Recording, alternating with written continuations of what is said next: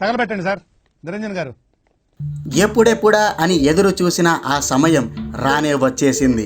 బాలయ్య మరియు అనిల్ రావిపూడి క్రేజీ కాంబోలో రూపొందిన భగవంత్ కేసరి సినిమా ప్రేక్షకుల ముందుకు వచ్చేసింది. బాలయ్య అనిల్ లాంటి క్రేజీ కాంబోతో పాటు టీజర్, ట్రైలర్, ఇతర ప్రోమోలన్నీ అవుట్ స్టాండింగ్గా ఉండడంతో ఈ సినిమాకు భారీ హైప్ వచ్చి పడింది. బాలయ్య నుంచి ఏదైతే ప్రేక్షకులు కోరుకుంటారో అలాంటి ఊరమాస్ సినిమానే అనిల్ అందించనున్నాడనే అంచనాలు ఆడియన్స్లో నెలకొన్నాయి. మరి ఆ అంచనాలకు తగినట్టుగా ఈ సినిమా ఆకట్టుకుందా? బాలయ్య మాస్ ఇమేజ్కి తగినట్టుగానే ఈ సినిమాని అనిల్ వీరోచితంగా రూపొందించాడా? పదండి రివ్యూలోకి వెళ్ళి తెలుసుకుందాం. స్టోరీ: ఇది తండ్రి కూతుళ్ల మధ్య అనుబంధంతో సాగే సినిమా. బాలయ్యకు తన కూతురు శ్రీలీల అంటే ఎంతో ఇష్టం. ఆమెకు ఎలాంటి ఆపద రాకూడదన్న ఉద్దేశంతో ఆర్మీ ట్రైనింగ్ ఇప్పిస్తాడు.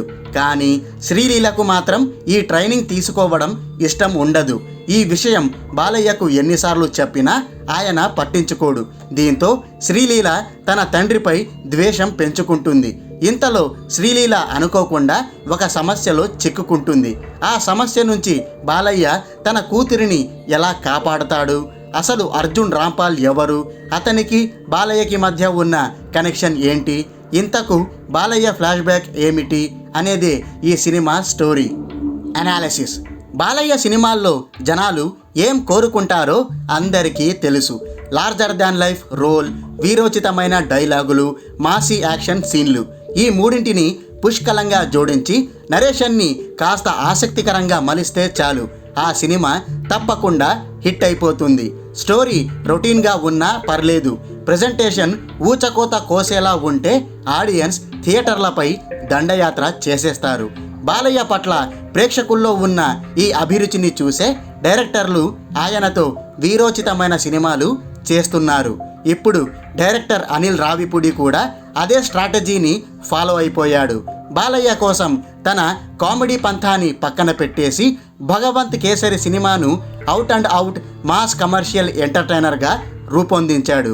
ఊరమాస్ యాక్షన్ సీన్లు, గూస్ బంప్స్ తెప్పించే డైలాగులతో పాటు మనసుల్ని హత్తుకునే ఎమోషన్స్ని నింపేసి ఈ సినిమాను ఒక పక్కా మాస్ ఫ్యామిలీ ప్యాకేజ్గా తీర్చిదిద్దాడు.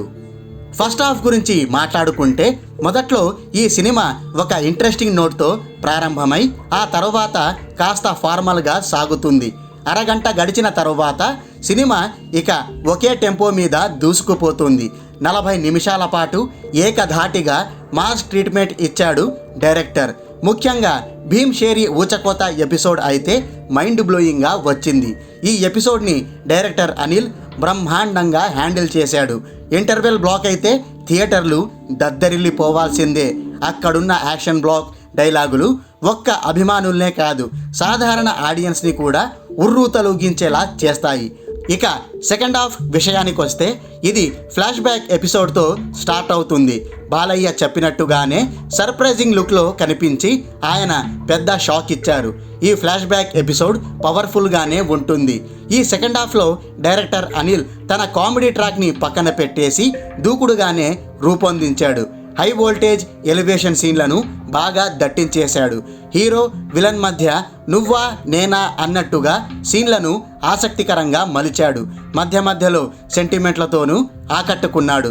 చివర్లో అద్దిరిపోయే క్లైమాక్స్ ఎపిసోడ్తో సినిమాని ముగించి డైరెక్టర్ అనిల్ ఫుల్ మీల్స్ తినిపించేశాడు.